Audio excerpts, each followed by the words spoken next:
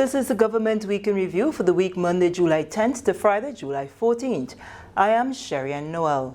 In the headlines, Grenada signs terms of reference for carriacou 2.0 project.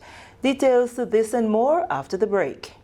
4 countries, 248 athletes, 5 venues, 5 disciplines of sport. July 22nd to July 29th in Spice Country for the much anticipated return of the CBN Windward Island School Games, hosted by the Ministry of Education, Youth, Sports and Culture. Come out in your numbers as our athletes will compete against St. Lucia, Dominica and St. Vincent and the Grenadines in track and field, volleyball, football, basketball and netball. Games begin with an official opening ceremony 11 a.m. on Saturday, July 22nd at the James Athletic Stadium, followed by track and field. 1:40 p.m. The CBN Windward Island School Games continues daily at the following venues from 9 a.m. Laborie Indoor Complex, Carriacou Sporting Facility, Santi Netball Facility, Queen's Park Ground 2 and the James Athletic Stadium. Come out in your numbers and support our athletes as they compete for the coveted prize. Champs of the CBN Windward Island School Games 2023.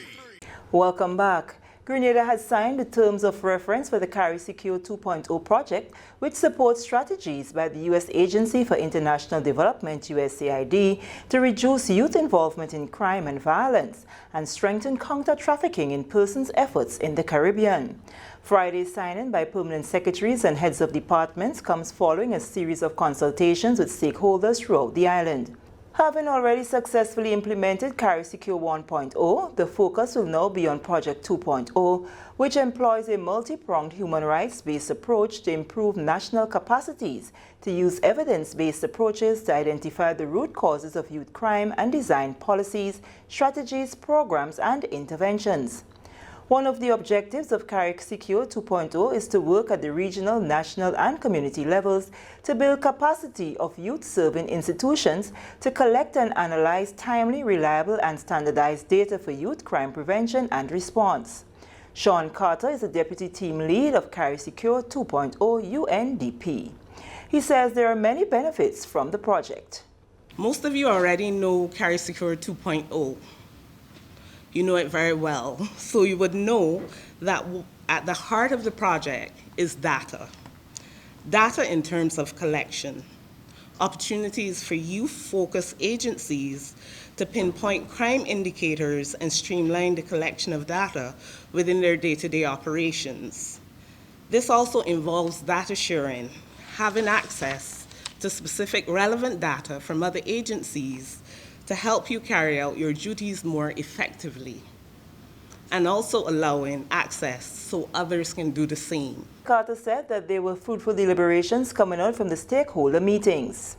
Stakeholders has fed into the drafting of a carriacou 2.0 multi-year stakeholder work plan to determine what more is needed to enhance these 3 data issues: collection, analysis, and use, and to chart the path towards reliable data-driven solutions.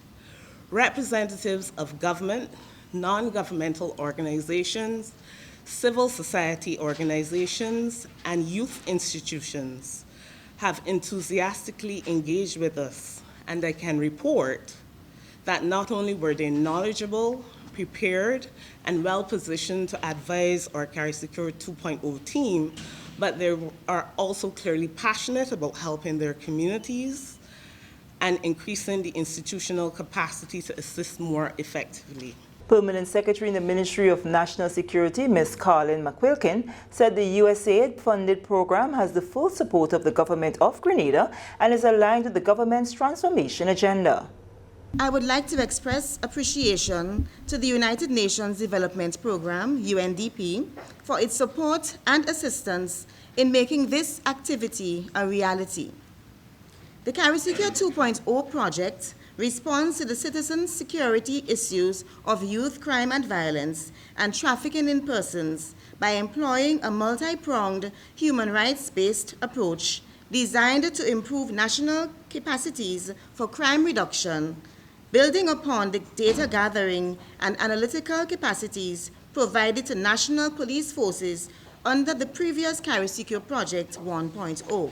This project is taking place at a very opportune time as youth crime and violence is spiraling in our society today.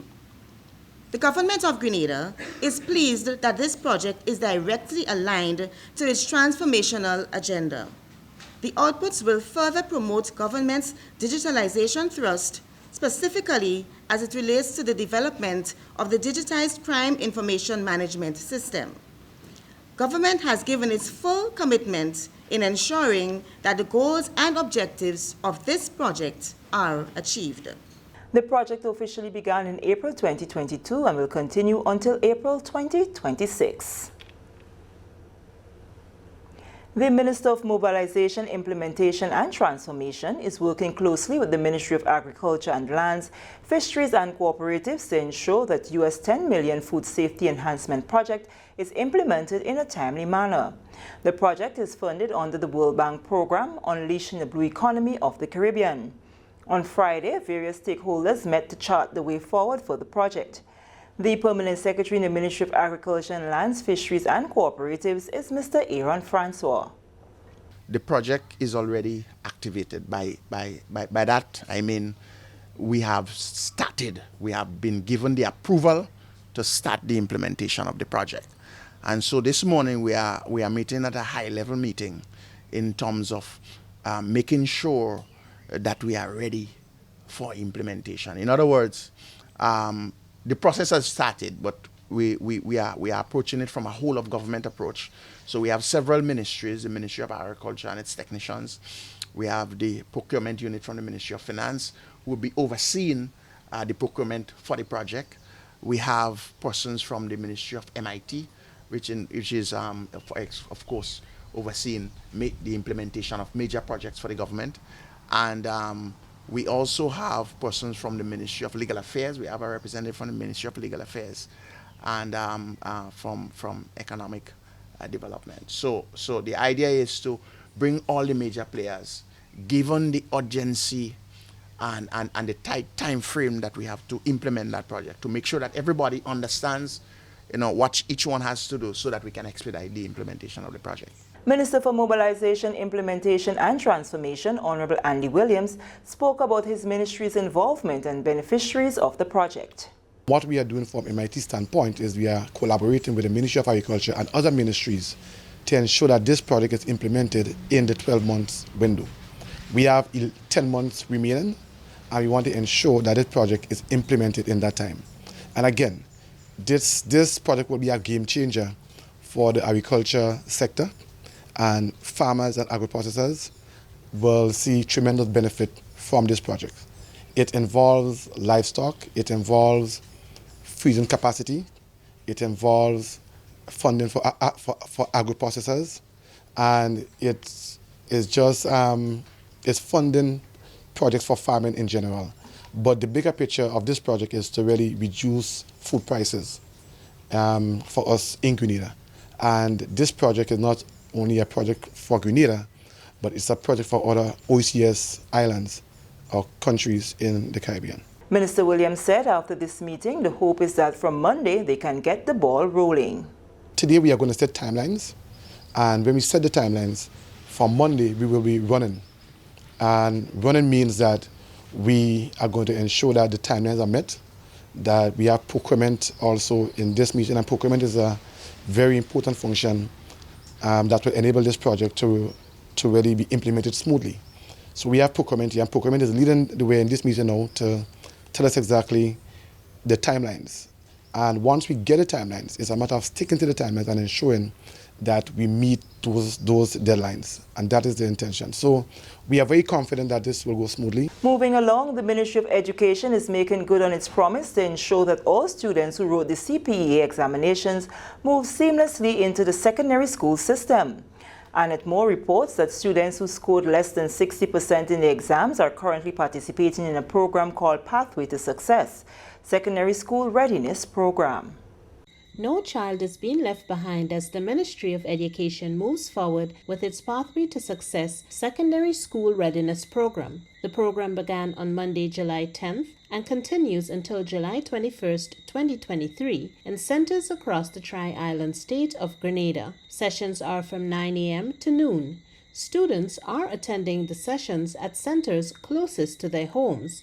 There is no cost associated with this program, and students are provided with light refreshments. Within recent weeks, the Minister for Education, Senator the Honorable David Andrew, announced that all students sitting the Caribbean Primary Exit Assessment, or the CPEA, will advance to a secondary school, regardless of the outcome of the assessment, as the Government of Grenada reintroduces universal education.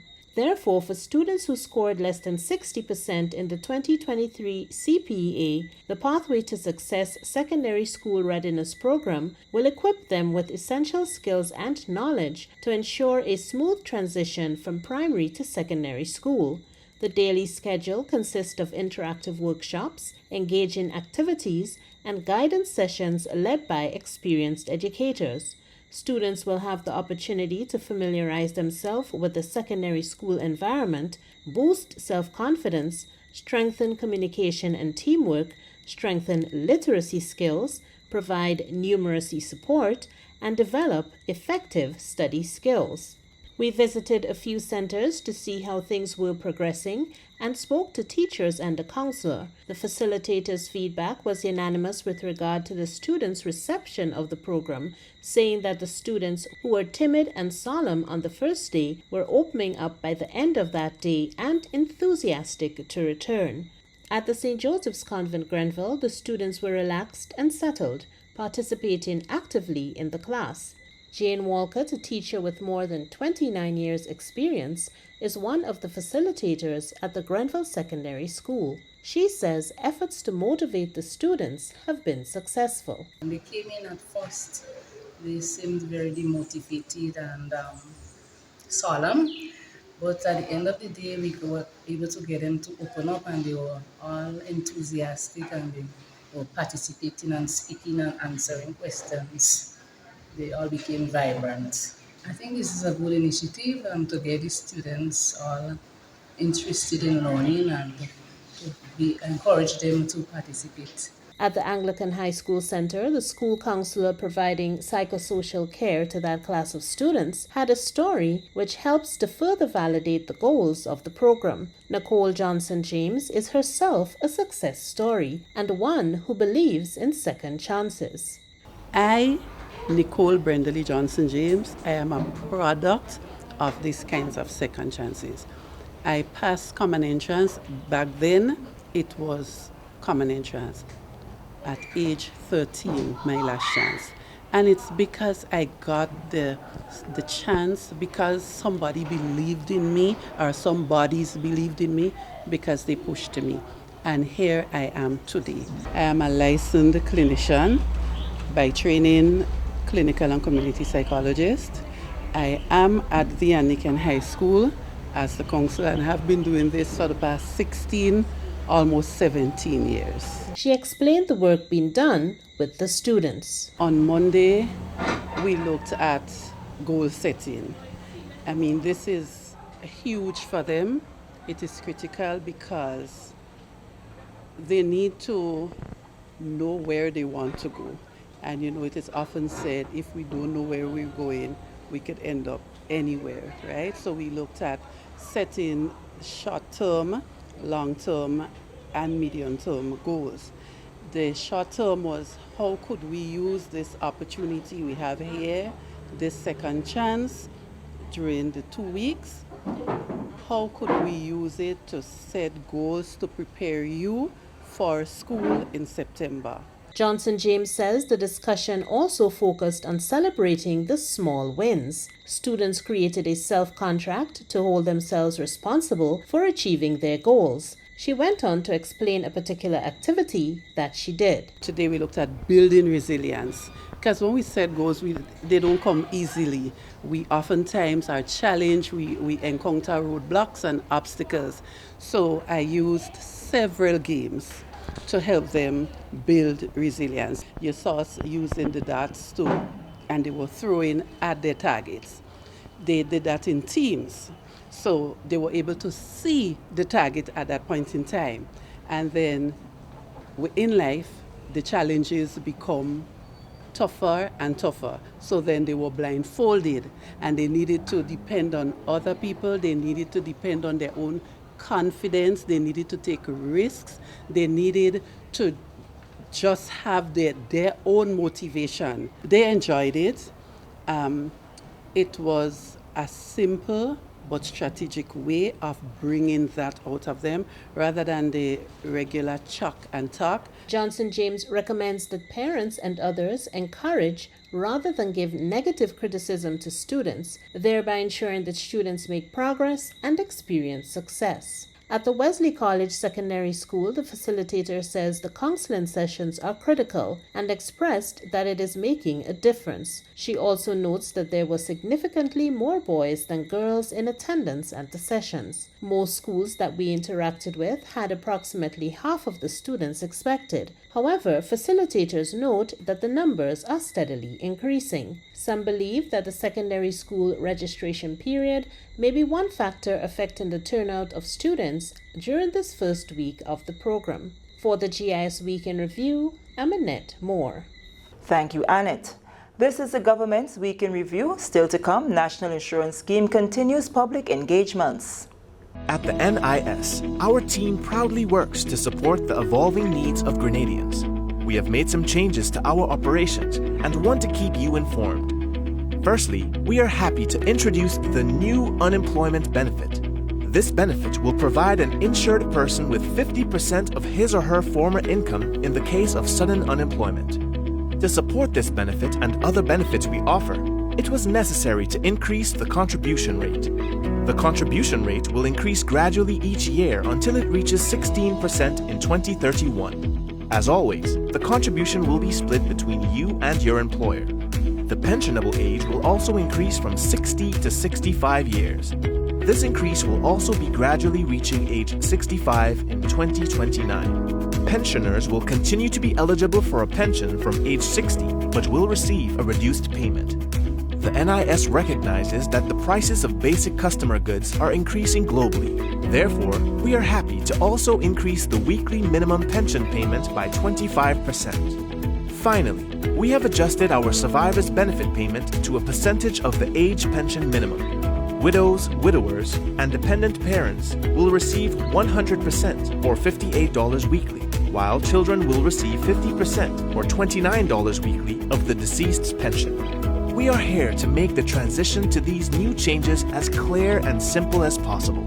If you have any questions on how these changes impact you and your family, please contact our new informational hotline at 440-6647 or visit www.nisgrenada.org. Thank you for allowing us to be your social security provider. Welcome back. The National Insurance Scheme continues to engage the public as it seeks to implement measures that will enhance the sustainability of the insurance fund and address recommendations made following the 13th Actuarial Review. A consultation held in Corinth St. David this week brought to 3 the number of sessions held so far.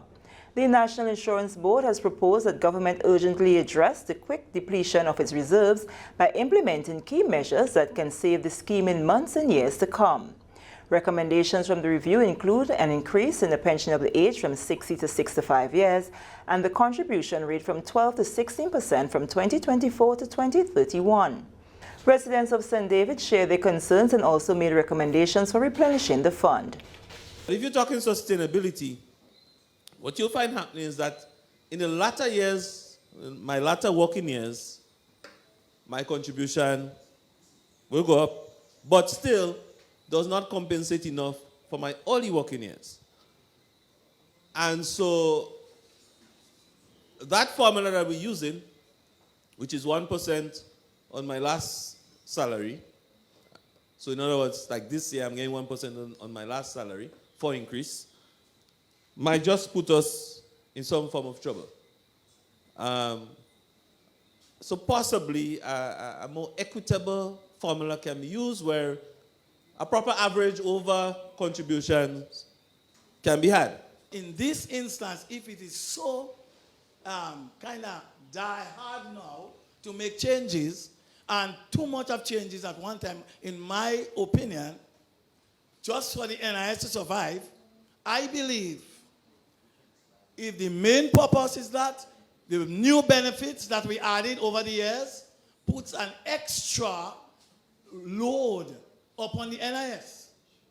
And I believe if we take some of them out, we could actually survive. I'm not saying don't increase. Just don't increase too much. And the age increasing. But my point is we must get people their money after they would have. In other words, listen. I am paying NIS, I suppose, for 40 years. I expect after 40 years, I have my pension there. That's not a selfish thing. It's like a susu. The contributions has to increase to 750. What's about the persons who have had 500 contributions and they said that they have fully satisfied the NIS benefit option? What happens to these persons? Would they be paid based on the 500 contribution, or would they have to be deemed to go back to work to make the 750 contributions before they are paid? Who is the body that will say we are going to increase or not increase? Because as you can see, based on your projection over 2002 to now, it's been yearly or every couple of years been recommended, and it goes back to voting and nothing happens. So at this point, what is the next step? The Directors Education and Accreditation Program DEEP for the third cohort of 25 directors of statutory bodies and state-owned enterprises will take place on July 17 to 19th at the Trinidad Room at the Radisson Beach Resort, commencing at 8:30 a.m. Finance Minister Honorable Dennis Cornwall is expected to deliver the feature address at the opening ceremony. The third cohort will draw participants from the National Telecommunications Regulatory Commission, Financial Complex Limited, National Lotteries Authority, Grenada Child Protection Authority, the T.A. Marischal Community College Council, Grenada Ports Authority, and Grenada Development Bank, to name a few. Samantha Antoine Purcell, member of the T.A. Marischal Community College Council, says her stint began in August 2022 for a 3-year period, and the opportunity to receive training is one that she has welcomed. Certainly, as a member of council, this can only be seen as beneficial. But before I even think of it as a member of the council, as a professional altogether, it is not the first board I'm serving on. It's not the only board I serve on. But it's certainly the first time I've been exposed to training that will better equip me to deliver on the skills necessary for excellent directorship. So when I think of the training that will happen with this third cohort, and when I hear the reviews from persons, because they are members of the council who trained on previous cohorts, or speaking with persons who have been trained prior, it is so important for us to understand not just from this particular context, governance and what this training is about, but as professionals. The same way a doctor will go and ensure that he or she trains before he executes his or her job, the same way teachers are encouraged to train and become qualified before they do their jobs. If we're going to serve on boards, and we are serving on boards, then we ought to be trained so that we can do the best job that we can. Governance it's not just about sitting down once a month to think about what's happening in the business and where money should go and who should be fired or hired and those kinds of things. But it's about all the critical decisions that the boards offer for oversight for those operations and these institutions. Algernon Belfon, who sits as a director on the Grenada Ports Authority board, says while this is not his first time serving on a board, it's the first time that he is getting the opportunity to receive training in this area. The directors program is very, very important in terms of equipping and empowering the directors on various different boards to be able to effectively and efficiently carry out their functions. As we always are aware, we live in a very fluid environment in which things change, trends and practices are upgraded and updated, and as such it's important for us to always remain aware of modern strategies and techniques. So in my assessment, the director's training is going to benefit me personally and several other persons who are involved in it. I've had the opportunity to begin to peruse the course material that we've received in preparation for the upcoming program. and it's very, very insightful, very extensive. It provides information and a wide range of applications that are necessary for operations on the boards. In fact, in reviewing the course material, I was very excited because not only did it empower me to be able to prepare for the upcoming course, but even today, this morning, I was able to use some of the information provided just in the execution of my day-to-day duties, because it helped to bring me up to speed with a lot of modern practices and trends and expectations that, after working for a while and you have not, in recent times, gone into that classroom environment, it helps to resuscitate and refresh some of the information that you have and, provide relevance and importance to them. So making them current and increasing your ability to function better within that environment. Director on the Board for Child Protection Authority, Meryl Roberts-Marichaud, believes the training is significant and can only serve to help her and others be more informed on best practices in performing their duties as directors.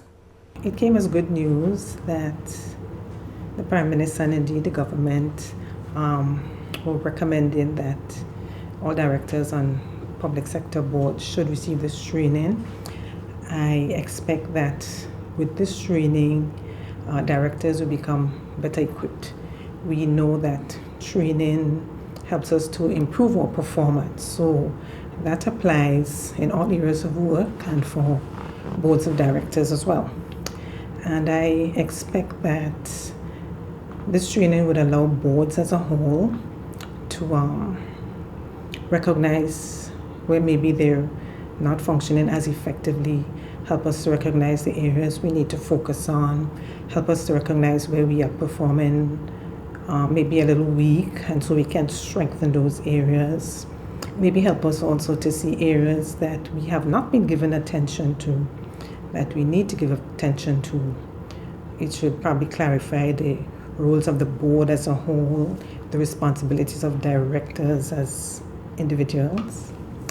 And so the long run is that the boards would function better. We would manage, we would govern the organizations that we would govern them better. And with this improvement in our governing of institutions, we expect that the institutions themselves would become better functioning bodies. Mrs. Roberts-Marichaud says she received encouraging feedback from her colleagues who attended the first two sessions.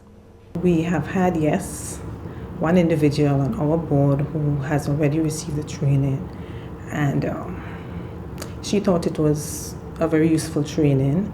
I remember when she came to the first board meeting, following her training, she said sometimes you think you know so much and you realize that there's a lot more that you need to know.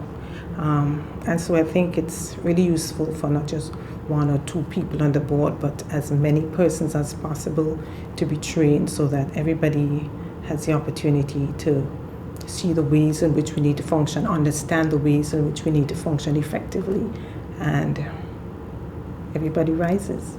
Strengthening national capacity in risk and crisis communication, that was the crux of a two-day training workshop on risk and crisis communication, an initiative of the Ministry of Health and Wellness through PAHO and USAID. The two-day session, which was attended by media practitioners and health professionals, was facilitated by communications consultant and crisis communication expert Ms. Philomena Robertson.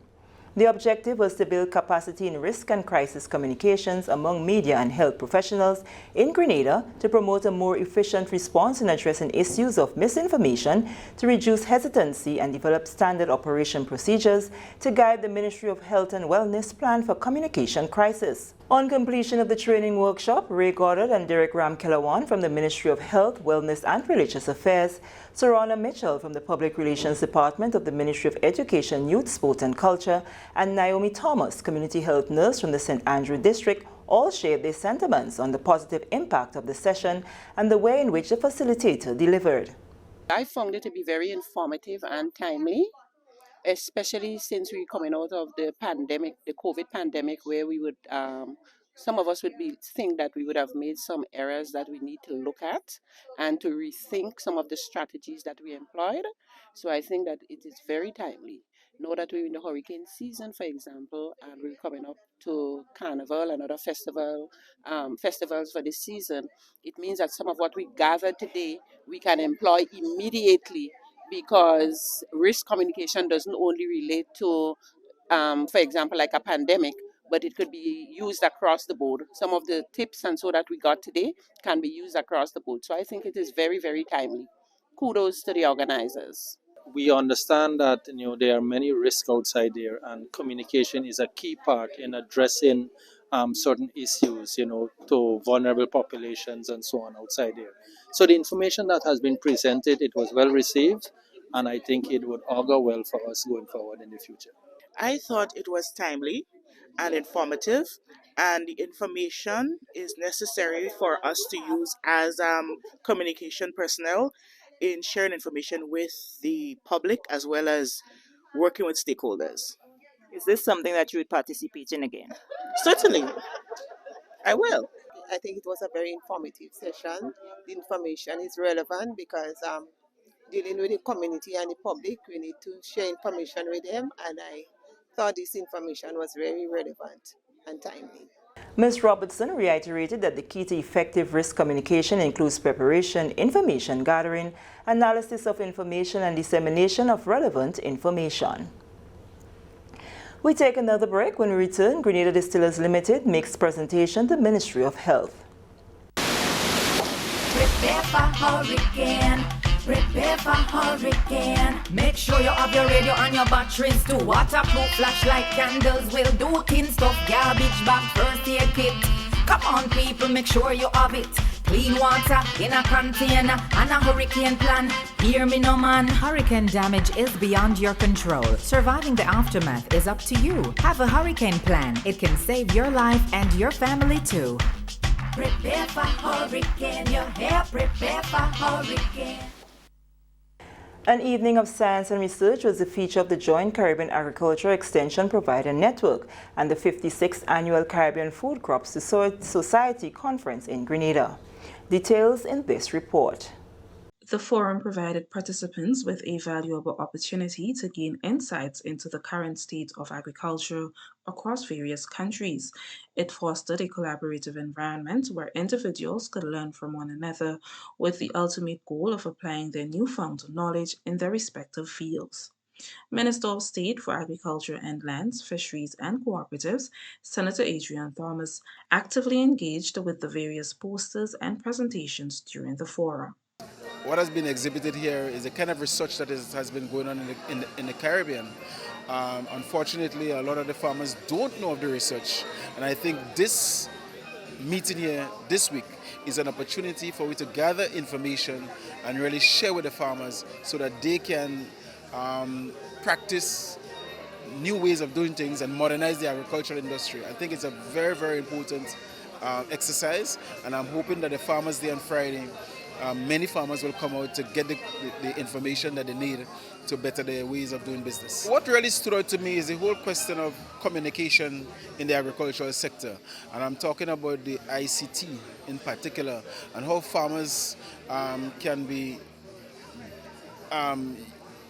get into the whole question of adopting the new technology that exists.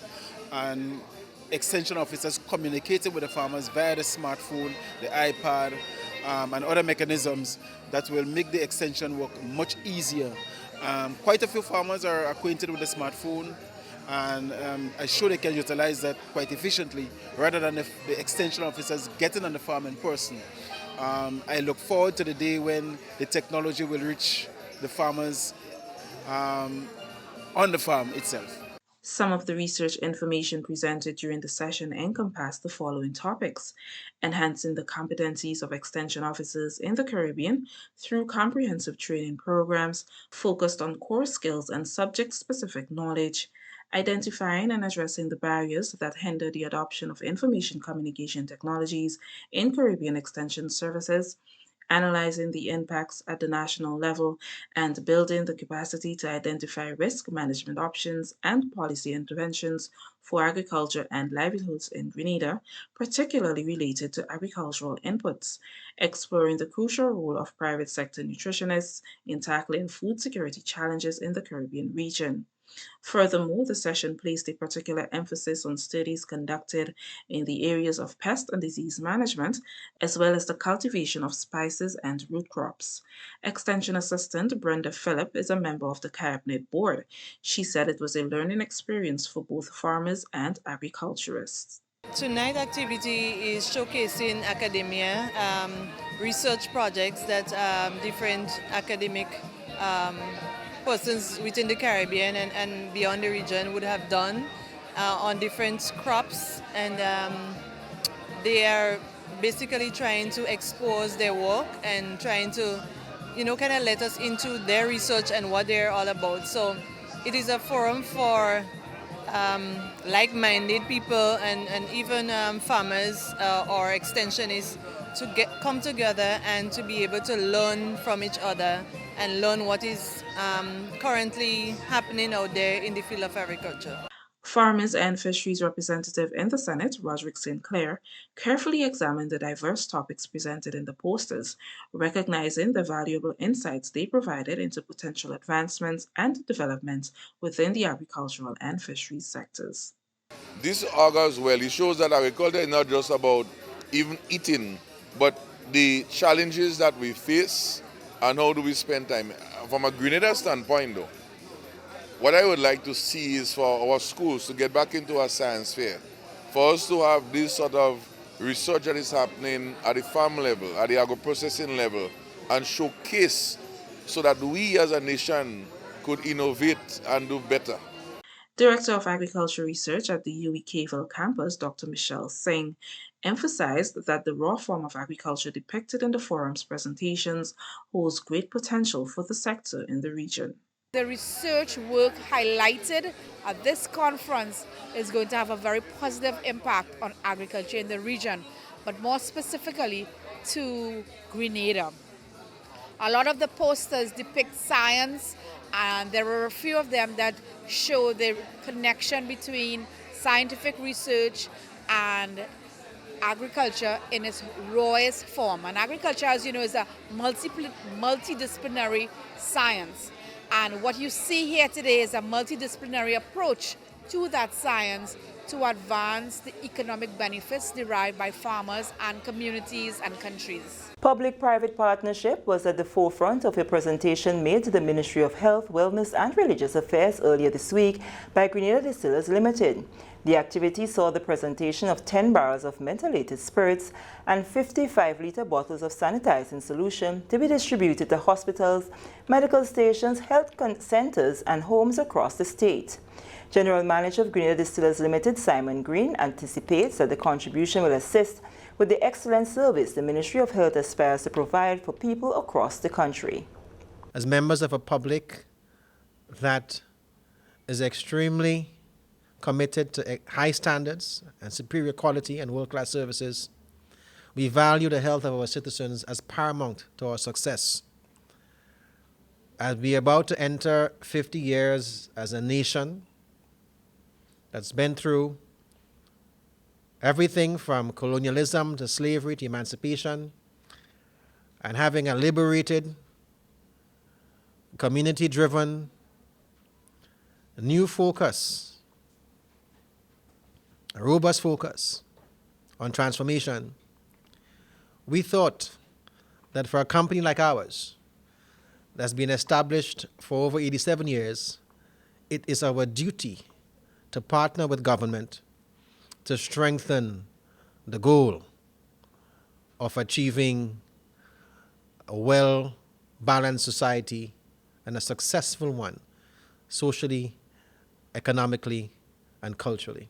Minister for Health, Wellness and Religious Affairs, Senator the Honorable Jonathan Lacrette, reiterates that public-private relationships are essential to public health and safety. Private-public partnerships like these we embrace from a whole of government perspective as well as from a sectoral perspective. So we want to say thank you to the management and the directorship of the Grenada Rum Distillery for seeing the need to ensuring that we have these sanitizing agents at our health facilities, community health, as well as our tertiary health institutions, hospitals and homes. We are grateful, and you are definitely going to aid in the kind of clinical sanitation that we abide by to ensure that the environment in which our patients live is well taken care of and well sanitized. Minister Lacquette informed that the methylated spirits and the sanitizing solution will assist the government in its continued fight against COVID-19, which is still present in Grenada and has seen an upsurge in the past few weeks. Over the past 2 months or so, we have had, COVID never really left us. It just reclined into the dark for a bit. So over the past 2 months or so, we did have a spike in the COVID cases, although we went down to zero. We did have a spike in COVID cases, and as a result, these sanitizing agents will definitely aid in us returning to the prevention practices that we must engage to ensure that we keep our entire nation safe, especially those who are at our hospitals and homes and are vulnerable to the virus. So thank you very much. We look forward to the continuation of this private-public partnership. The Climate Smart Agriculture and Rural Enterprise Program SIAP collaborated with the St. Patrick Organization for Development SPOD and the JCS Enterprises to host a sustainable training program for sea moss farming, highlighting the 3 techniques can be used to get the best results. We have more in this report. The training, which took place at the Sutter's Breakwater last week, focused primarily on cultivating and managing gracillarious sea moss, showcasing 3 cultivation methods, the monoline system, and 2 variations of the bamboo raft system. Participants received detailed instructions on essential techniques such as tying and spacing, which are crucial for successful cultivation and higher yield. The event received support from Roderick St. Clair, the Agriculture and Fisheries representative in the Senate. He encouraged the use of sustainable farming techniques in this venture. If we can grow these things in Grenada in a sustainable way, which is what I'm seeing here, using the bamboo, and all of those things, this is excellent. But not only that, the sort of research our good brother Mr. Noel and others have shown us today, it means that even among ourselves, we can continue to do our own technique. But how do we do it? Amidst protecting the turtles, the fishing, because those are challenges that are unique to our space. In response to the persistent issue of radial larceny affecting sea moss farmers, Kenley Edwards, the CSA coordinator at SIAP, has emphasized the urgent need for the passing of the Radial Larceny Amendment Act to address this problem. This is something that must be addressed because this is a livelihood, and when someone puts the effort into a particular production and then for them to suffer these losses, it could be disheartening. And we know that this is a very lucrative, if I may say, product that has several benefits that is good for us as humans to consume, and I want us to continue to support. During the event, the floating raft method was emphasized as the most effective approach for cultivating sea moss. Donnell Noel, the facilitator for the training, highlighted the use of bamboo rafts instead of process flotation devices and netting to protect the sea moss from potential harm. Now, the bamboo raft method allows us to be as efficient and environmentally friendly as possible. It allows our lines that we cultivate sea moss on to be very close without causing any major disturbance. For instance, them getting intertwined and the sea moss breaking off and so forth. And the bamboo is not a pollutant, so if it breaks free or it gets loose for whatever reason, that bamboo will is biodegradable and will decompose without causing any pollution. SPOD organized the event with the aim of promoting sustainable self-employment opportunities for the residents of St. Patrick.